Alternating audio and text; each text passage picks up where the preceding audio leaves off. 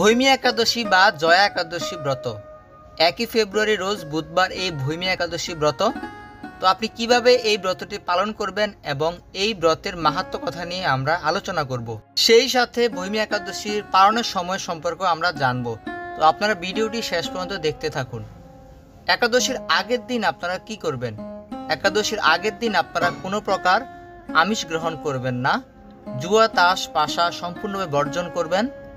ঘুমানোর পূর্বে অবশ্যই দাঁত ব্রাশ করে তারপর ঘুমোতে যাবেন এবং সকল ধরনের নেশা একাদশীর আগের দিন বর্জন করবেন। একাদশীর আগের দিন আপনাকে সংকল্প করতে হবে। ভগবানের চরণ কমলে একটি পুষ্প নিবেদন করে সংকল্প করবেন। তো কীভাবে সংকল্প করবেন? সংকল্প মন্ত্রটি হচ্ছে একাদশং নিরাহার স্থিতা অহম অপরেহানি ভোক্সামি পুণ্ডরীকাক্ষ শরণং মে ভবাচ্যুত। এই মন্ত্রটি পুষ্প নিবেদনের সময় উচ্চারণ করবেন। একাদশীর দিন আপনারা কি করবেন? একাদশীর দিন আপনারা প্রাতঃ স্নান করবেন, অর্থাৎ সূর্য উদয় হওয়ার পূর্বে স্নান করবেন। একাদশীতে নির্জল উপবাস করবেন। যদি নির্জলা উপবাস করতে সক্ষম না হন, সেক্ষেত্রে আপনারা একাদশী অনুকল্প প্রসাদ যেমন সাবু, ফল, জল, দুধ, সবজি খেতে পারেন। সবজিটি যেন ঘি, সূর্যমুখী তৈল অথবা বাদাম তৈল দিয়ে রান্নাকৃত হয়। তো একাদশীর দিন পঞ্চ রবি শস্য বর্জন। এই পঞ্চ রবি শস্য হচ্ছে ধান, ডাল, গম, ভুট্টা, সরিষা। এই সকল সরিষা এবং এই সকল সরিষা থেকে উৎপন্ন সকল ধরনের খাদ্যবস্তু আপনারা একাদশীর দিন সম্পূর্ণভাবে বর্জন করবেন। তো একাদশীর দিন আপনারা আরও কি করবেন? একাদশীর দিন আপনারা অধিক হরিনাম জপ করবেন। জপমালা হরে কৃষ্ণ মহামন্ত্র জপ করবেন। 16 মালা জপ করতে চেষ্টা করবেন। যারা 16 মালা নিয়মিত জপ করেন তারা একাদশীর দিন 25 মালা জপ করবেন।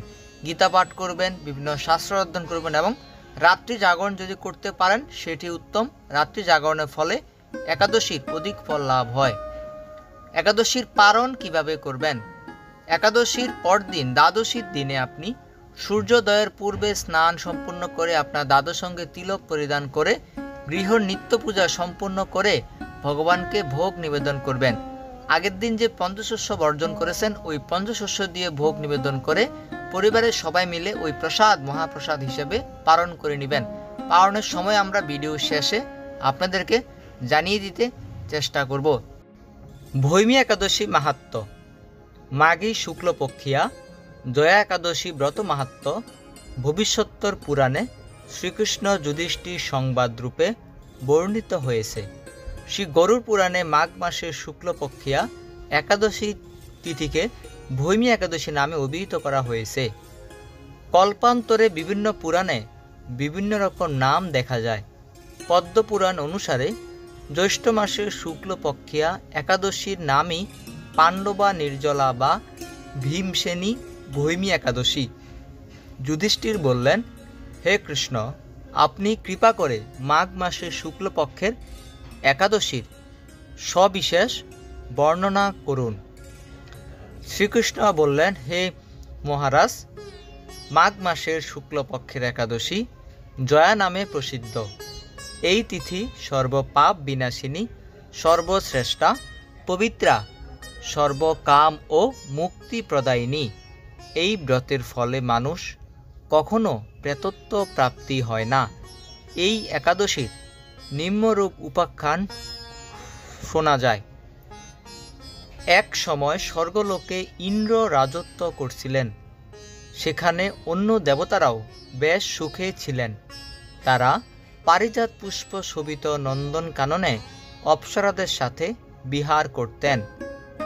একদিন 50 কোটি অপ্সরা নায়ক দেবরাজ ইন্দ্র স্বেচ্ছায় আনন্দ ভরে তাদের নৃত্য করতে বললেন। নৃত্যের সাথে গন্ধর্বগণ গান করতে লাগলেন। পুষ্পদত্ত, চিত্রসেন প্রভৃতি প্রধান গন্ধর্বরাও সেখানে উপস্থিত ছিলেন। চিত্রসেনের পত্নীর নাম মালিনী। পুষ্পবন্তী নামে তাদের এক কন্যা ছিল। পুষ্পদন্তের পুত্রের নাম মাল্যবান। মাল্যবান পুষ্পবন্তীর রূপে মুগ্ধ হয়েছিল। পুষ্পবন্তী পুনঃ কটাক্ষ দ্বারা মাল্যবানকে বশীভূত করেছিল। ইন্দ্রের প্রীতিবিধানের জন্য তারা দুজনেই সেই সভায় যোগদান করেছিল, কিন্তু একে অপরের প্রতি আকৃষ্ট থাকায় উভয়েরই চিত্ত বিভ্রান্ত হচ্ছিল। সেখানে তারা পরস্পর কেবল দৃষ্টিবদ্ধ অবস্থায় দাঁড়িয়ে রইল। ফলে গানের ক্রম বিপর্যয় ঘটল। তাদের এই রকম তাল মান ভঙ্গভাব দেখে তারা যে পরস্পর কামাসক্ত হয়েছে, দেবরাজ ইন্দ্র তা বুঝতে পারলেন। তখন তিনি ক্রোধবেশে তাদের অভিশাপ দিলেন, রে মূঢ়, তোমরা আমার আজ্ঞা লঙ্ঘন করেছ, তোমাদের ধিক। এখনই তোমরা পিশাচ যোনি লাভ করে মর্তলোকে নিজের দুষ্কর্মের ফল ভোগ করো। ইন্দ্রের অভিশাপে তারা দুজন দুঃখিত হয়ে হিমালয় পর্বতে বিচরণ করছিল। পিশাচত্ব প্রাপ্ত হওয়ায় তারা অত্যন্ত দুঃখ ভোগ করতে লাগল। হিমালয়ের প্রচণ্ড শীতে কাতর হয়ে নিজেদের পূর্ব পরিচয় বিস্মৃত হলো। এইভাবে অতি কষ্টে সেখানে দিন যাপন করতে লাগলো। একদিন পিশাচ নিজ পত্নী পিশাচিকে বলল, সামান্য মাত্র পাপ করিনি, অথচ নরক যন্ত্রণা মতো পিশাচত্ব প্রাপ্ত হয়েছি। অতএব এখন থেকে আমরা আর কোনো পাপ করব না। এইভাবে চিন্তা করে তারা মৃতপ্রায় সেই পর্বতে বাস করতে লাগলো। তাদের পূর্ব কোনো পুণ্যবশত সেই সময় মাঘী শুক্লপক্ষিয়া জয়া একাদশী তিথি উপস্থিত হলো। তারা একটি অশ্বত্থ বৃক্ষতলে নিরাহারে নির্জল অবস্থায় দিবানিশি যাপন করল। শীতের প্রকোপে অনিদ্রায় রাত্রি অতিবাহিত হল। পরদিন সূর্যোদয়ে দ্বাদশী তিথি উপস্থিত হল। একাদশীর দিন অনাহার ও রাত্রি জাগরণে তাদের ভক্তির অনুষ্ঠান পালিত হল। এই ব্রত পালনের ফলে ভগবান বিষ্ণু কৃপায় তাদের পিশাচত্ব দূর হল। তারা তাদের পূর্বরূপ ফিরে পেল এবং স্বর্গে ফিরে গেল।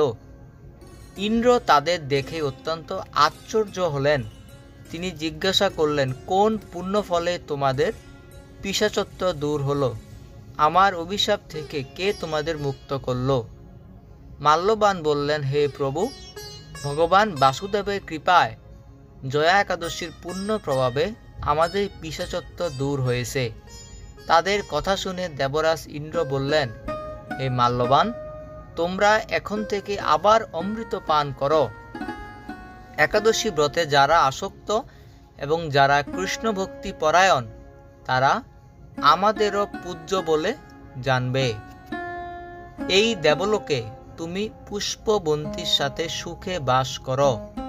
হে মহারাজ, এই ব্রত ব্রহ্মহত্যাজনিত পাপকেও বিনাশ করে।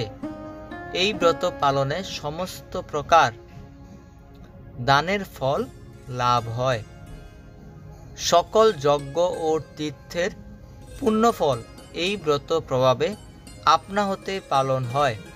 অবশেষে মহানন্দে অনন্তকাল বৈকুণ্ঠে বাস হয়। এই ব্রতকথা পাঠ ও শ্রবণে অগ্নিষ্টম যজ্ঞের ফল লাভ হয়। সুপ্রিয় ভক্তবৃন্দ, আমরা এতক্ষণ এই ভৈমী একাদশী বা জয়া একাদশী ব্রত মাহাত্ম্য পাঠ করলাম। এখন আমরা এই একাদশীর পালনের সময় সম্পর্কে জানব। তো পালনের সময়টি জেনে নিন এবং এই সময়ের মধ্যে আপনারা পালন করে নেবেন। বাংলাদেশের ভক্তবৃন্দগণ পালন করবেন সকাল 6টা 38 মিনিট থেকে 10টা 21 মিনিটের মধ্যে, এবং ভারতের ভক্তবৃন্দগণ এই জয়া একাদশী বা ভূমি একাদশী পালন করবেন সকাল 6টা 15 মিনিট থেকে সকাল 9টা 58 মিনিটের মধ্যে। ধন্যবাদ ভিডিওটি দেখার জন্য। তো ভিডিওটি শেয়ার করে দিন যাতে আরও ভক্তবৃন্দ জানতে পারে, এবং চ্যানেলটিকে সাবস্ক্রাইব করে রাখুন। হরে কৃষ্ণ।